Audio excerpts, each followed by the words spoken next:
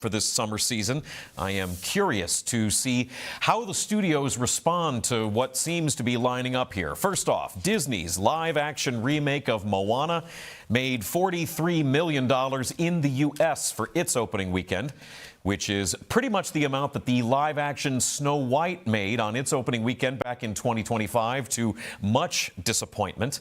And that's a little bit less than half of the worldwide take. Looks like the star power of Dwayne "The Rock" Johnson didn't really drive international audiences like Disney was hoping it would. And again, the timing on this for Disney was a little bit weird on this movie, being less than 10 years since the original animated Moana and just a couple of years after Moana 2. Disney also, in terms of box office take, is competing with itself. As you can see, that Toy Story 5 brought in another $18 million. Second place, Minions and Monsters raked in another $20 million domestically. But this is yet another long-running intellectual property for families that is not making as much money as expected or really required for films like this. Compare that with the success of newer movies this year, like Backrooms and, of course, Obsession, bringing in big bucks. We may be seeing a little bit of a reset of what's considered in a movie that'll make it a box office hit. Christopher Nolan's The Odyssey comes out this coming weekend. Tons of anticipation from film fans with that movie, and the marketing for it, largely a visionary director putting together something original with big stars. That's a little bit what Universal tried to do with Spielberg's Disclosure Day. There is also a fourth Spider-Man movie set in the MCU that's coming out later this month. Lots of hype on that one, so maybe predictions about a dying of the long-running franchise is a little bit overblown. We will have to see. One other little bit to share with you here in terms of movies. We've got two this year that have made $1 billion. Does anybody know what those two 2026 billion-dollar movies are? Anybody? That would be Super Mario Galaxy and Michael, which in terms of the way they've dominated the conversation, certainly a lot of talk about Michael involving what wasn't in that film, but it's not like a bunch of people were running around talking about Mario Galaxy, not like they were with Obsession for months now. Something to think about if that's the sort of thing that your brain thinks about. Cincinnati business headlines on this Monday. We have another change in plans for the proposed Amazon Web Services data center in Wilmington. A federal judge ordering the city of Wilmington to review specific ordinance changes that were made in order to accommodate that $4 billion development proposal. People who live in Wilmington say local leaders kept them in the dark about plans to rezone and more. They say they failed to give proper notice about public hearings. According to a GoFundMe that Wilmington residents set up in order to cover the legal cost of fighting Amazon, the ruling has 4 parts. Wilmington has to repeal, replace, or re-ratify a number of the ordinances that were changed. They say that no site plan is allowed to be approved now on existing ordinances. The public has to have a full opportunity to present at any and all upcoming site plan meetings without a time limit. And also, Part 4, no argument for grandfathering in other ordinances. Let's take a look at that GoFundMe page real quick. The post there goes on to celebrate the win and stress that Wilmington City Council is under no obligation to just do the same thing all over again. It's calling on local leaders to institute meaningful conditions for the projects that Amazon has already bought the land for. You can see there they've raised $11 grand to try to help go toward the funding on this thing. The GoFundMe says every plaintiff family in this case has paid $4,000 for funding for the lawyers to represent them against Amazon.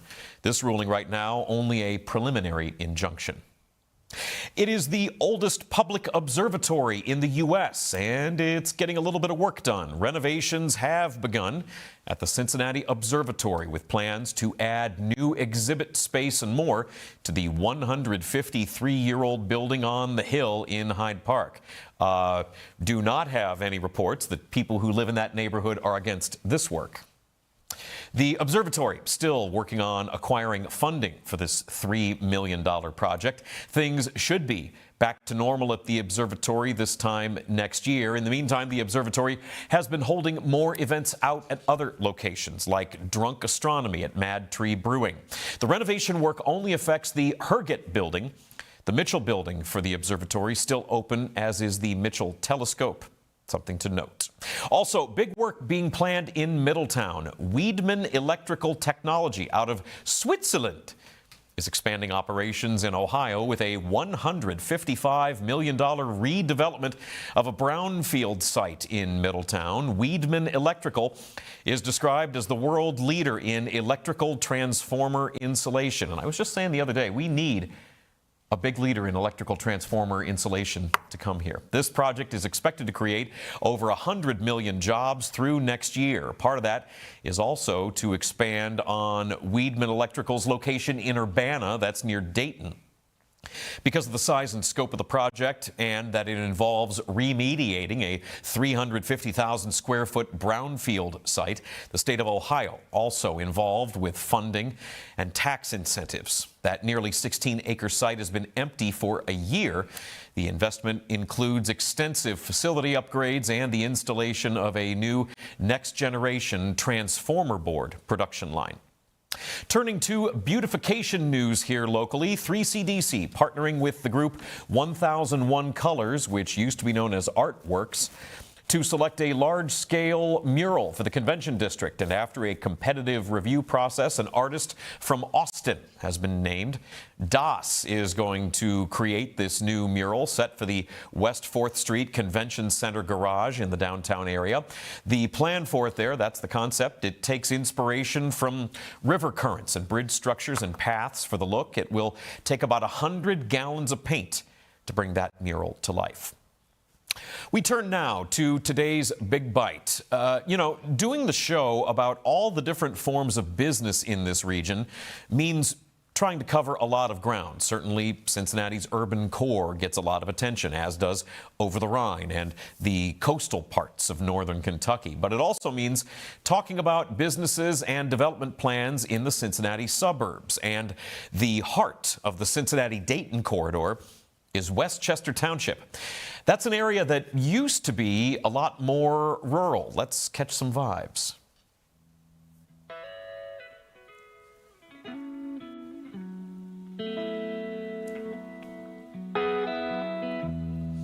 Oh, yeah. Just chill out for a minute. Ride down the road. Look at that. Nice, right? And this isn't a completely night and day change. There is still a lot of that chill suburban living going on in Westchester. Population more than 66,000 people. Westchester has emerged as the economic center of the Cincinnati-Dayton Metroplex. Those stats break down over 35 square miles, more than 3,600 businesses, with a tax base of 40% commercial and 60% residential. It is the largest township in Ohio, and it's growing at an annual rate of 0.84%, with a total population increase of more than 4% since the year 2020. Talking about population, what kind of homes do people live in Westchester? Well, according to Realtor.com, the Realtor Hotness Index has Westchester as a hot market. You can see there the listing from Realtor.com. Median home listing in that township, $455,000. Folks are paying $199 a square foot. Again, the hot market index from Realtor.com says that homes there sell in a median 42 days. Homes in Westchester sold for approximately the asking price on average in June of this year, with a sale-to-list price ratio of 100%. Westchester is currently considered a seller's market, meaning that there are more people looking to buy than there are homes available. That's been a constant theme in this area for a while now. When it comes to the money those homes generate for the township, there's a lot of info in the 2026 report coming out of WestchesterDevelopment.com. In terms of property taxes, you can see a $3.5 billion property tax take for Westchester. Of course, that's an area that doesn't have income taxes. It's a township, and so much of the funding comes from property taxes. On the business side, what was mainly known as a rural area really started to see things change when the Union Center Boulevard interchange went in. That happened, check your calendars, nearly 30 years ago. Shifting over to that, when it comes to Westchester growth and development, 13 of the top 25 major employers in the Cincinnati-Dayton region have a presence in Westchester. You can see $4.3 billion in new investment, 49,000 new jobs. This is over the period going back to 1997. 1,500 acres of new shopping, new dining, and new entertainment. Couple hundred new restaurants that have come up in the area. A lot of development going on in Westchester just over a couple of decades. Like I said, 13 out of the top 25 major employers in the Cincinnati-Dayton region have a presence in Westchester. You got Kroger, you got Tri-Health, P&G, UC Health, GE Aerospace, Fifth Third Bank, Miami University, La Rosa's, Cleveland Cliffs, TQL, Mercy Health, Skyline Chili, and U.S. Bank, all with a presence in Westchester. Westchester is also home to the largest concentration of life science companies outside of the 275 loop. And healthcare in the area saw a big jump when UC Health and UC Physicians invested $100 million to build UC Health Westchester Hospital. The days of living in the suburbs and then driving into the city for work has not been as much of a thing over the last couple of decades in Westchester as well, developing their own businesses. 3,500 businesses, over 51,000 workers.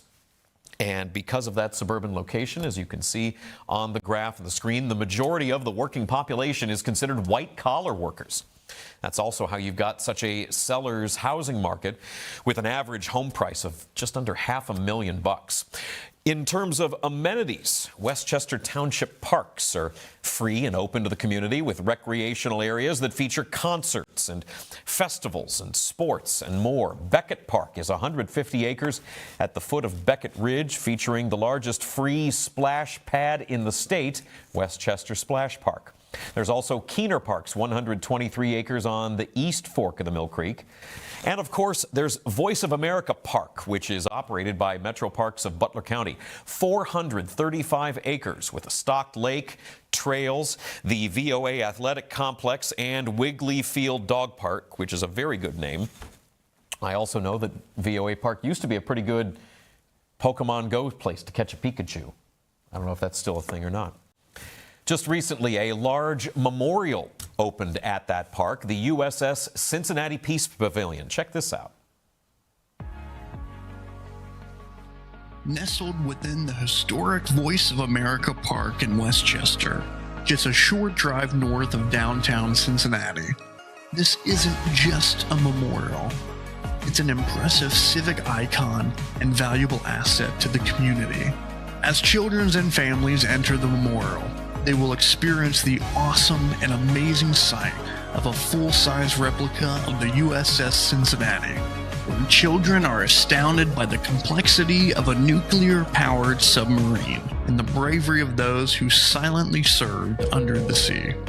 And visitors are reminded that freedom isn't free. A place to celebrate the past, navigate the present, and chart a course for generations to come. Exciting youngsters to opportunities in science, technology, engineering, and math, embodied in a modern nuclear-powered submarine, featuring unique submarine artifacts and fuel educational programs and exhibits for eager minds to explore the range of technology and the depths of history represented by one of the most complex machines ever built. Together, we'll ensure the USS Cincinnati Peace Pavilion remains a place of honor and a salute to America's heroes.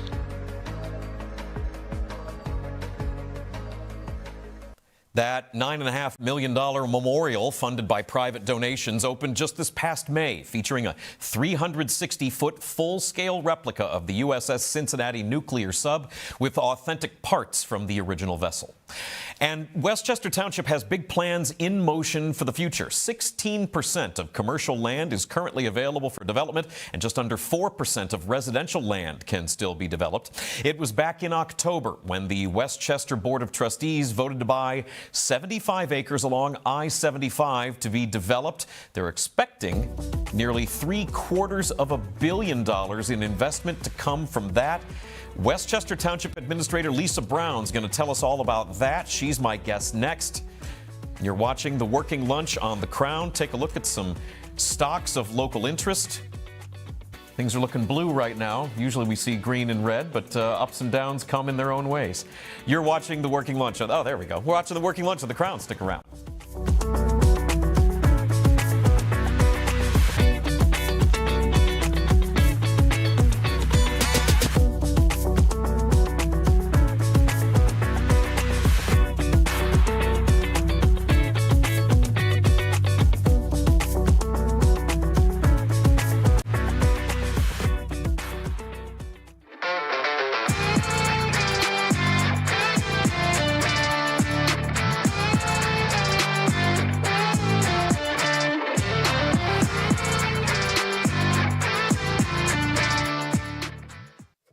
This city has always had something to prove.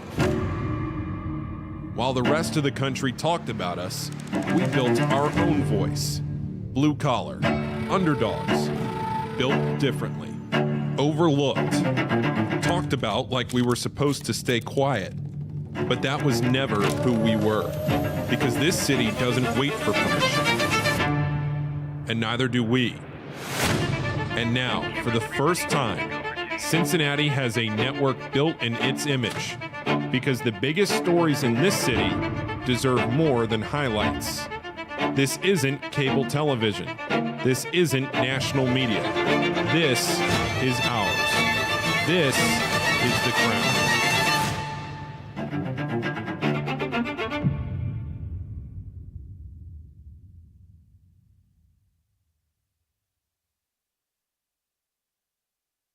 The Crown has you covered. Start your day with the first word. Cincinnati's only morning sports show. Power through midday with The Working Lunch. Cincinnati business talk that keeps you in the know. Nat tries that for lifestyle around the city, and the Rebound Rundown covers every corner of the college basketball scene in the tri-state and beyond. This is The Crown. Built for Cincinnati. First word for your morning sports. The Working Lunch for business that hits home. Nat tries that for lifestyle around the city, and Rebound Rundown for college hoops. This city deserves its crown. Watch, listen, subscribe. My name is Jack Crumley. I've been covering news in Cincinnati on the radio for the last 20 years. I grew up in Northeast Ohio, but Cincinnati has always felt like home since day one. I've seen so many things accomplished here, and now, with The Working Lunch, I get to write, read, and talk about them every day. Hard-working people with a drive and a dream. Innovative ideas that help shape this city. Cincinnati is a great city, and I'm excited to tell you about it every day. My name is James Rapine, and I host First Word every weekday morning, 7 to 11, right here on The Crown. Prior to joining the Crown Network, I covered the Bengals for Sports Illustrated for 6 seasons. I also am the founder of Cincinnati Bengals Talk on YouTube and wrote the book, Enter the Jungle, A History of the Cincinnati Bengals. Couldn't be more excited to join you every weekday morning for First Word right here on The Crown.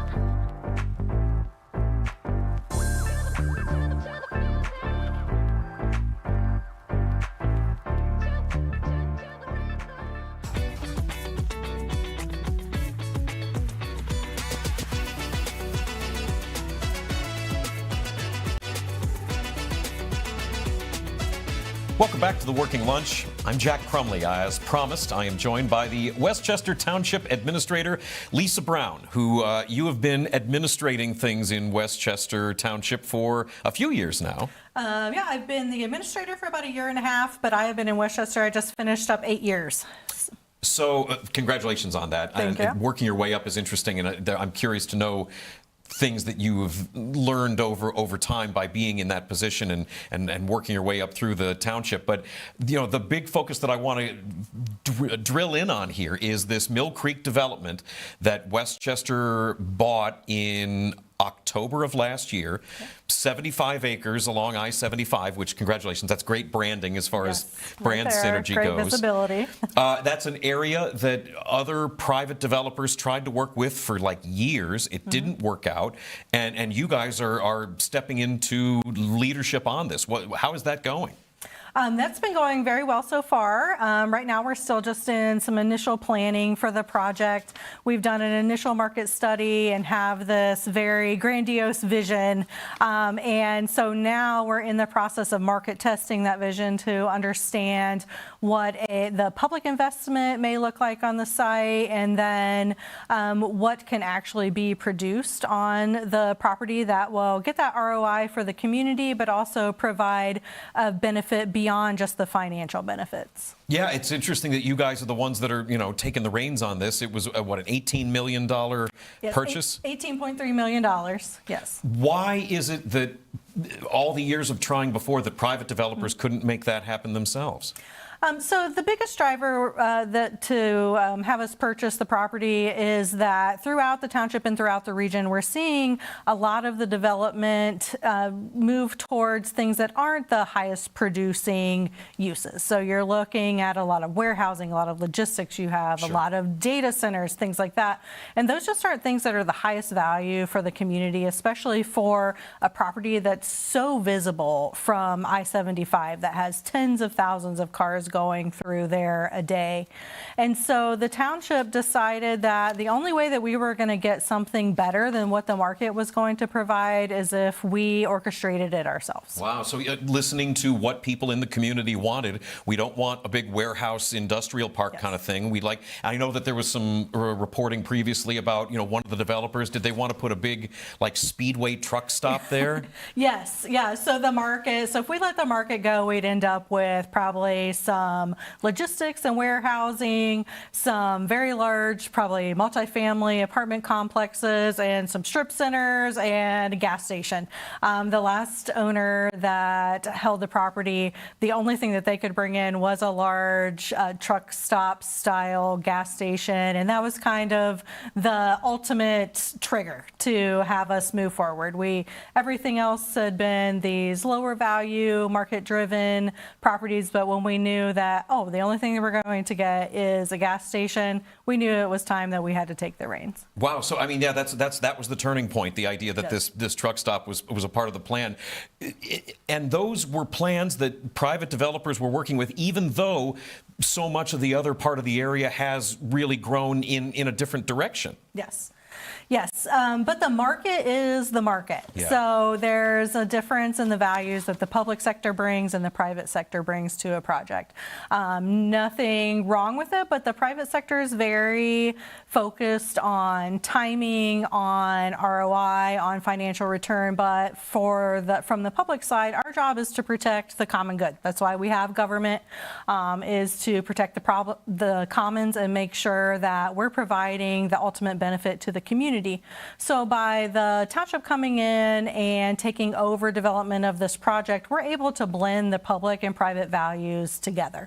We need to focus on doing this development in a way that's fiscally responsible, and we need to hit a certain ROI to make the development viable. But we also know that our community is asking for more than that, asking for more than the financial return. We need to provide an area for people to live and to play and to come and gather, and that's what we're able to accomplish through our public sector values. Wow. So okay. So in terms of what this area is, what are the challenges you guys are dealing with in it? The Mill Creek is right there. That's got to be a little bit of a concern. Yes, that's definitely the biggest concern, is the Mill Creek itself. The Mill Creek has been under a period of kind of revolution over the last decade or so. That's a nice way of saying it. It is now in a very healthy condition, and luckily here in Westchester, we are the part of the headwaters of the Mill Creek. But this sector of the Mill Creek, it has had mostly erosion issues. There isn't any what I'd call environmental contamination. It's more that it has, just because of the way, erosion and natural conditions work, it isn't exactly flowing appropriately. Meaning that flooding's a concern. Meaning that flooding is a consideration in that area and downstream. So by the township purchasing the property, we are going to be able to further revitalize the Mill Creek area and to provide some passive recreation that wouldn't otherwise be able to be accomplished. Yeah, I mean, incorporating like green space and stuff can be sort of maybe more part of the plan than it would be otherwise. That's exactly it. That's one of the big benefits. Our community is concerned with smart growth and is concerned with preserving the green space that we have available. As you had said earlier, the growth in Westchester over the last 3 decades has been exponential. Yeah. And the residents are ready for that to slow down and to focus on something else, to focus on preserving what's left. And so by the township taking over the development, we're able to do that. We can create a large green space along the Mill Creek with some trails and connectivity, not only between within that quadrant of the 75 interchange, but also potentially across the street to some other developments that could use a little bit of revitalization itself. Great, yeah, and so I know we've got some development renderings and some ideas that you guys have come up with so far. You're talking about a lot of potential investment in this $18 million piece of property. What are you looking at return-wise? So that is what we are in the process of calculating at this time. So the renderings that we have so far is if everything worked and we were in a perfect world, this is what we would love to provide to the community. Yeah. However, we do understand that all of those things come at a cost, and that the community, while it expects investment in green space and in these other cultural amenities, they do expect financial responsibility. So That walk is cool. the bridge, perfect world, the bridge would be amazing. That would be definitely an essential feature and different than anything that's provided regionally. But we have to make sure that what's on the paper right now is actually a viable option. So here's the way some of the things are breaking down. Are we talking about a big central anchor tenant for it and then building up around there, or is it, what is the plan? So again, perfect world, we would like to create, we have what we call the east side of the development and the west side of the development. Okay. West side of the development we see mostly focused on creating a potential kind of downtown space, but also what we are referring to as an innovation life cycle. If everything works out perfectly, we would love to provide space such as like shared working space for those entrepreneurs, those kind of startups, up to maybe some traditional office, and then to have an anchor like research and development tenant that would be focused on probably medical or advanced manufacturing, which would be compatible then with other uses that we have in the township. Yeah, right. Everything sort of needs to fit together and be, if not full-blown complementary, at least not be, you know, too much of a threat to each other. Yes, but complementary, that is a good way, is that it might not be exactly the same industries, but things that will complement each other and that will complement other industries that we already have located within the township. Yeah, this is a lot of work. This is a really big undertaking that you guys have, and the idea that, you know, there's community involvement too. You want to, you're following what the will of the people is on this. I hope that you're getting good feedback from folks in Westchester. Yes, we definitely have been getting a lot of good comments. For me and for our organization, our trustees, transparency and communication is very important. As the government, we're there to serve the people. And so we want to make sure that as we move forward with this development, that we definitely take into consideration the resident and business needs of those that live in Westchester. Yeah, so in terms of what are next steps right now? The land has been purchased, and you said you're reaching reaching out to the community. We don't have shovels in the ground anytime soon. No. So right now we're undertaking this, like I said, like market testing process, which will involve some discussions with the community about what they would like to see, as well as doing a deeper dive into the market analysis and determining where that ROI point is. And so that will be completed by the end of 2026, very beginning of 2027. And I anticipate at this point by June of 2027 that we'll be able to take a bid package out to the development community to look for the correct partners to actually develop this project for us. Yeah, because that's another step. Like the idea that private development, for whatever reason, wasn't able to make things work on their own. Now you guys own the land, but you're still going to need to reach out to development outfits and say, hey, this is what we want. What can you do within that framework, right? Yes, our intent is not to develop it ourselves. It is to find the correct partners that will help us to realize our vision. In Westchester, it's very important for us to find partners and to develop long-term partnerships so that we can ensure that both the private and the public can work together to benefit the public and to benefit the community in the best way possible. Has there been any early rumblings from any possible partners of things looking optimistic? Yes, there actually has been some significant interest so far. We have not engaged with developers directly, but we are working with a consultant to help us develop the bid package and everything. And there's already been significant interest from the development community reaching out to our consultant to just say, hey, we're here. If you need something, please reach out. Thinking of like setting up like a Westchester speed dating night where you get everybody in a room and you get a couple minutes per table. That's a good call. Probably a good way to go about it. Well, that's great. Lisa Brown is the Township Administrator for Westchester Township. We are going to take a break. We got more with her on these big plans for a stretch of land along I-75 in an area that is seeing tremendous growth here in Cincinnati. Westchester Township, more with Lisa Brown when we come back. You're watching The Working Lunch on The Crown. Stick around.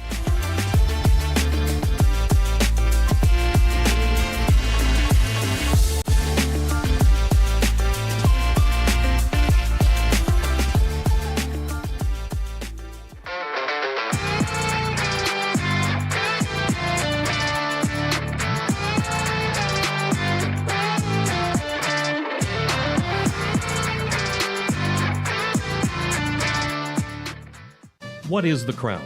It's simple, really. Authentic Cincinnati entertainment. Not hot takes from a studio 3 states away. Not national noise pretending to know this city.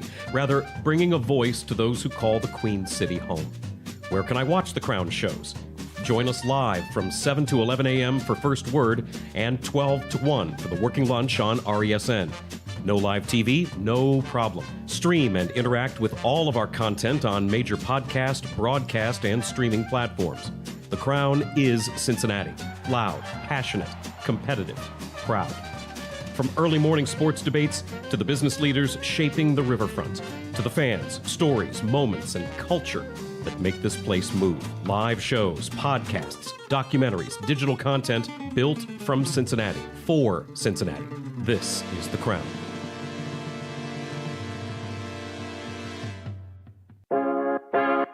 Hi, my name is Natalie Jones. Just your typical 40-year-old Cincinnati girl. Although, no, I'm not married or divorced. I don't have any kids, and I don't live in the neighborhood I grew up in, which is the West Side, by the way. But what I do have is a lot of freaking time, and I've been using it well. So come along with me on this grand adventure, because I've been trying all the new shit around town that you need to know about. This is Nat Tries That.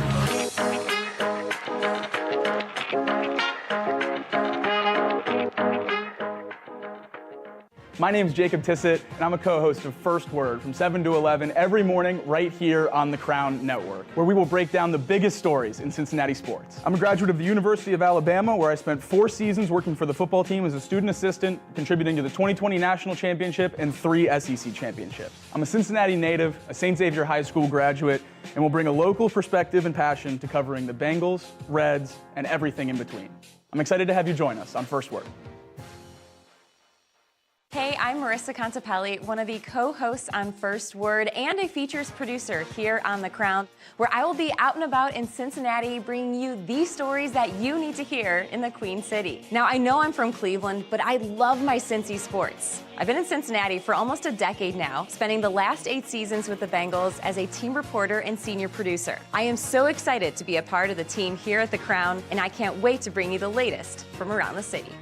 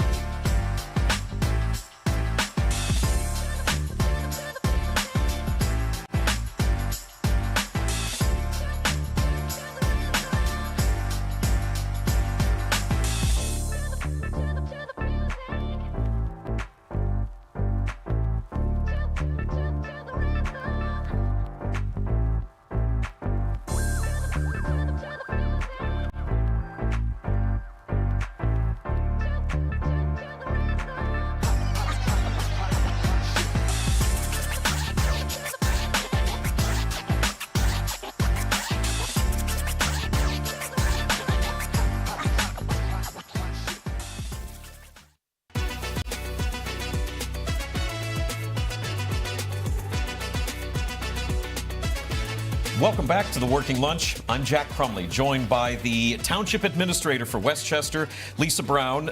Lisa, as the Township Administrator, which is not exactly the flashiest title from the outside looking in, but I mean, because of the way Westchester Township is set up, there's the Board of Trustees, and then there's you. Yes. You're the executive. You're the CEO of Westchester. Yes, more or less. Yes. I mean, we are a government. We have an elected board, but we run our structure very much like a private sector organization. We have the elected board of trustees who's responsible for setting those high-level policy expectations, who are weighing in and providing information about what the community expects. And then it's my job to carry out those operational needs. I talk about myself as I'm the Chief Executive Officer, the CEO of Westchester Township. We very much run like a business. That, of course, there are politics and there's policies, decisions that go into how our operations are structured. But the expectations from the board is that I am very much CEO-minded, that I am profit-centered, that I am efficiency and effectiveness focused, and that I carry out my job in the best way possible to make sure that we have the ultimate benefit for the community. I don't get involved in politics. That's not part of my role. My role is to be the chief executive and to ensure the operational decision making aligns with community expectations and high-level policy. Yeah, well, and even then, you know, the idea that maybe if things were a little more specifically business-oriented, just looking at whoever's writing the biggest check for this development on the land there by 75, that's maybe an easier decision than, hey, we've got an obligation to people that live in this area to develop some green space and do some things with this area rather than just put in something that whoever the biggest check is getting written. Yes, exactly. I say, run like a business, be profit-centered, but it does have to pull in those public sector ideals, which is protecting the commons, doing what is best for the community. So my job can be a little interesting at times to try to blend public and private together, but at the end of the day, that is what's best for the community. So how did you get into government work? I know that you were the assistant, we're going to have a little bit of an office gag here, the assistant to the city manager, or maybe the assistant city manager in Clayton, Ohio, which is just a little bit west of Dayton. Exactly. But what is it that got you into government work in the first place? I never anticipated going into government. There's a lot of people that go to college and, you know, they do poli-sci or they do something like that. never in my life did I want to do that. I actually started out, I wanted to be a criminal profiler. I have a degree in psychology, and that's what I wanted to do. And then I eventually ended up in government because I went back to get my master's, actually to do nonprofit work, and I took an urban planning class where you just learn about cities and how they're developed and why they develop in the way that they do. And I just fell in love with the idea, and I completely changed my focus. And I was about 75% of the way through grad school, and I received a job at City of Clayton. I was the assistant to the city manager, which is kind of like a not quite executive assistant. It's like executive assistant plus. Yeah. You have some responsibilities. I oversaw HR. I ran a golf course, some banquet facility. And then I came to Westchester. That's a lot of different things. It's a lot of different things. I did all the marketing, like a lot of stuff, a lot of hats. Then I came to Westchester in 2018. So it's been just over, it was actually July 2nd was my anniversary. So happy 8 anniversary. years. Thank you. And came in to do HR, union negotiations, things like that. And my responsibilities just kind of snowballed from there, doing a little bit of everything. There wasn't really anything going on that I didn't have my hands in. And I couched my position as like chief operating officer. I was responsible for overseeing and maintaining all internal operations and ensuring that they match with external policy. But you specifically talked about going back for your master's, and you're taking this urban planning course, and that's when your sort of trajectory changed. But you weren't interested in like running for office. You weren't trying to get into government as an office holder. You were a nuts and bolts, get something done. Yes. Yes. Politics don't appeal to me because it's just a different part of the same coin. The politics is a lot of ensuring that you have these external relationships with the community and that you are understanding kind of the general environment that you're working in. But then in my position as the administrator, as the chief executive, is that I have to operationalize all of that. And that is where my strengths and my interests lie, in taking those complex issues that come out of the political arena, distilling those down, and turning them into something that you can actually act on. Yeah. And then the law, there was a, University of Dayton Law School element too. Did this tie into your profile days? I got to know more about this criminal profile thing.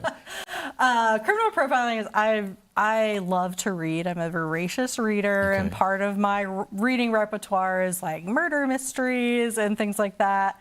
And I just love the human mind, the complexities of it. So, and sometimes the dark places that human mind can go. I mean, it does kind of tie into the government work. So okay, Lisa, everybody, let's go. But the law school thing was because, as part of my assistant administrator duties, chief operating officer duties, was that I managed our relationship with our outside counsel, and I just started doing more legal work, kind of under their review. And I decided I wanted to go to law school. The township supported that. And I actually take the bar 2 weeks from tomorrow. Oh, wow. So well, you should be at home studying right now. I should be at home studying, but this life does not afford a lot of study time. So and speaking of learning then, so you're currently going back to school to pass the bar, and that's going to, I assume, part of the reason that the township is helping to pay for that is that helps make you better at your job. Absolutely. Going from your time in Clayton to being the assistant here in Westchester Township to now being the township administrator here. What are like a couple of the things that you have learned that you incorporate into the way that you handle administrative things now? Maybe stuff that people wouldn't realize from the outside looking in. I think that in any of those roles, the biggest thing that ties all that together is people. You have to know how to create strong relationships with the people around you, whether that's with the broader community, with the businesses that you have to work with, or with your individual employees. The human connection is just so important and pervasive in everything we do. We're all human. Everything you do is a human problem.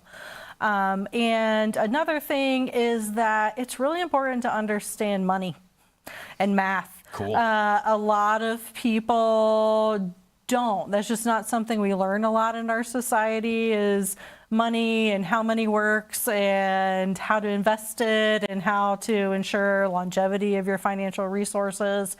And through all of my time in government, that's something that I've really focused on, is just ensuring that I have a really good, really strong background in finances and accounting, public accounting specifically, because it's a very different creature than private accounting.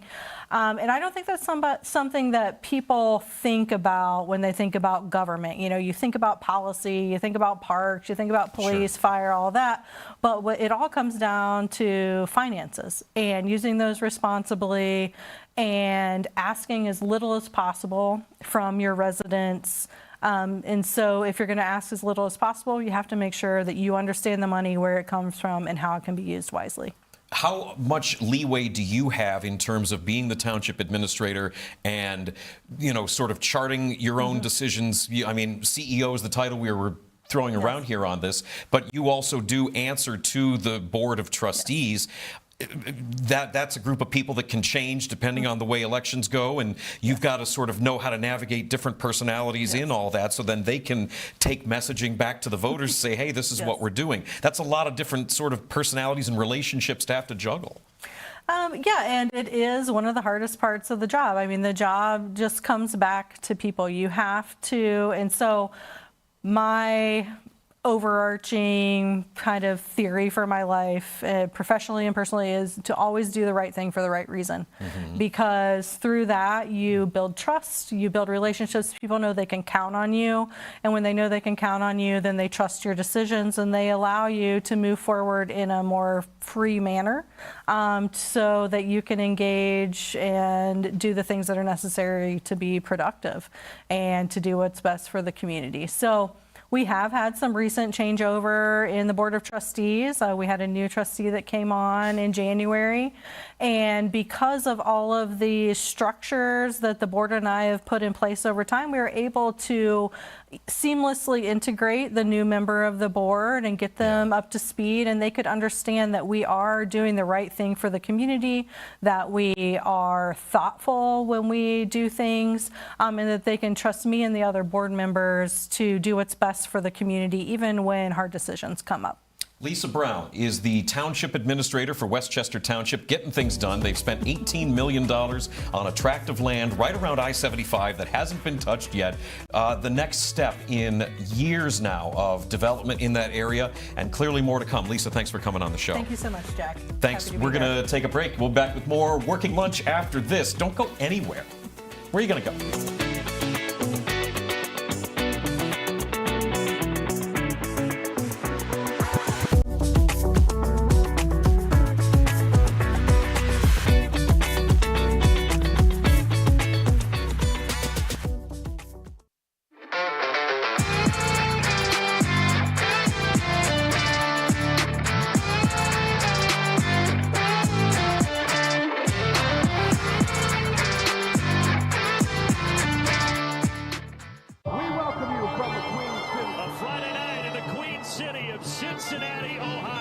We welcome you from Cincinnati, Ohio.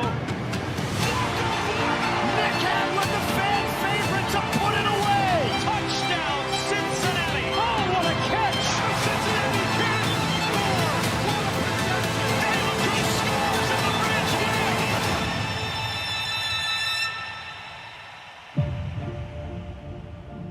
Cincinnati sports fans are the best. Loyal, passionate, second to none. This city lives and breathes sports, and now it finally has a morning show to match. I'm James Erpine, and this is First Word, the only morning sports show in Cincinnati and the place where every day starts. We break down the biggest moments and set the agenda for the city. Marissa Contepelli and Jacob Tissett join me to bring the insight and energy you need to start your day. The conversation starts with First Word. First Word, weekdays 7 to 11, part of the Crown Network. This is the Rebound Rundown. I'm your host, Paul Fritchner. Your home for college basketball in the Cincinnati area and across the country every Monday through Friday during the season. Previews, recaps, breakdowns, interviews, and more. You can find it all right here. Your one-stop shop for a quick dose of college hoops on your morning commute. Make sure to subscribe on YouTube and wherever you get your podcasts. Hi, my name is Natalie Jones, a Cincinnati native, and I have been in media for about 10 years now. Formerly on the radio here in Cincinnati, I grew my love and obsession with finding all things fun in Cincinnati and have now made it my life. I'm originally from the West Side here, and then I've pretty much been a downtown girl ever since college. But I did leave for 7 years, and during that time, I really grew and harnessed and cut my teeth doing stand-up comedy in Los Angeles, learning how to ski in Colorado, and now I'm back here in Cincinnati, driven by curiosity and grounded by family. I'm Paul Fritchner. I'm a 2019 graduate of Xavier University, and I've been covering college basketball for 10 years here in the Cincinnati area. I'm the host of the Rebound Rundown, a daily college basketball podcast during the season and a weekly show in the off-season covering everything you need to know about your favorite team. And if you're not a fan of a team here in Cincinnati, I have you covered from the national perspective as well. Follow it on YouTube and wherever you get your podcasts.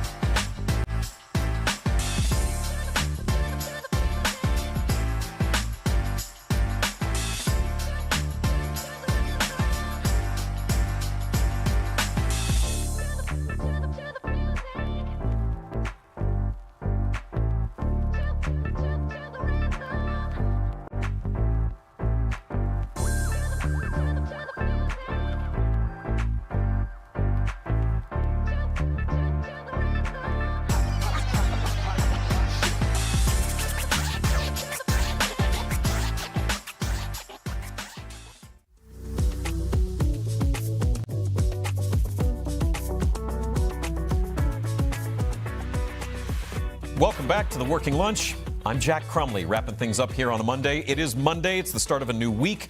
And in case you haven't heard, this week is Burger Week in Cincinnati.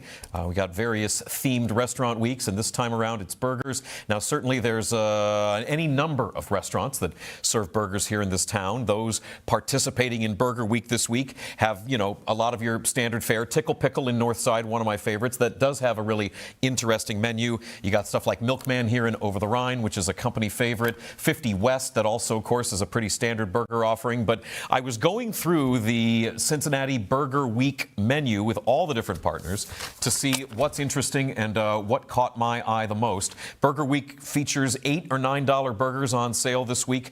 Drink specials as well. The idea you get to find a burger for less than 15 or even 10 bucks. That's a bit of a rarity. So in terms of being good for your wallet, we love that there. Here's some of the burgers that caught my eye for Burger Week this week. Agave and rye. I know, I'm a fan of getting something different and weird when it comes to a themed week like this. So Agave and Rye has a burger called the Identity Crisis, which is, it's a smash burger on a potato bun with mac and cheese, aged white cheddar, creamy mac and cheese, crispy wonton strips, finished with barbecue sauce. There's a lot going on in that, and it's calling itself an identity crisis, I think, for a very good reason. Free parking in College Hill is one of my favorite little spots here in town. It's a little board game bar that does have a restaurant in it. They've got the signature Boardwalk Burger, which is an all-beef patty topped with coleslaw, bacon, grippos, and chipotle mayo. One other one, the Draft Bar and Grill in Hamilton has two bonkers entries. There's the peanut butter bacon burger, all beef patty on Texas toast, crunchy peanut butter, bacon, pickles, and provolone cheese. That sounds awesome. And the Thanksgiving burger at the same place. Ground turkey burger on a stuffing bun, mashed potatoes, turkey gravy, French onions, and a side of cranberry relish. That is at the Draft Bar and Grill if you want to drive north up to Hamilton. That's our show for today. Thanks for checking things out. We've got a number of things coming to you this week on The Crown as usual. First off, First Word with James Rapine. Back tomorrow morning at 7 a.m. He and Marissa Contepelli and Jacob Tissett going to be talking about all the sports news that's going on. We've got a new Nat Tries That drops tomorrow as well. I don't know what she's doing, but I bet it's going to be interesting and visually engaging, and you might even learn something. Nat Jones Show drops on Wednesday with an interview, and then also the Rebound Rundown. For sure going to be following up on all that excitement generated from last week's big news about the ruling in Hamilton County, about eligibility for college students. It's all happening here on The Crown. We've got sports, we've got business, we've got lifestyle and culture. Tell a friend. Check us out online, cincycrown.com. We are wrapping things up here. Thanks for checking things out. Follow us on socials, and we're back at it tomorrow with The Working Lunch, noon to 1. Thanks for watching, everybody.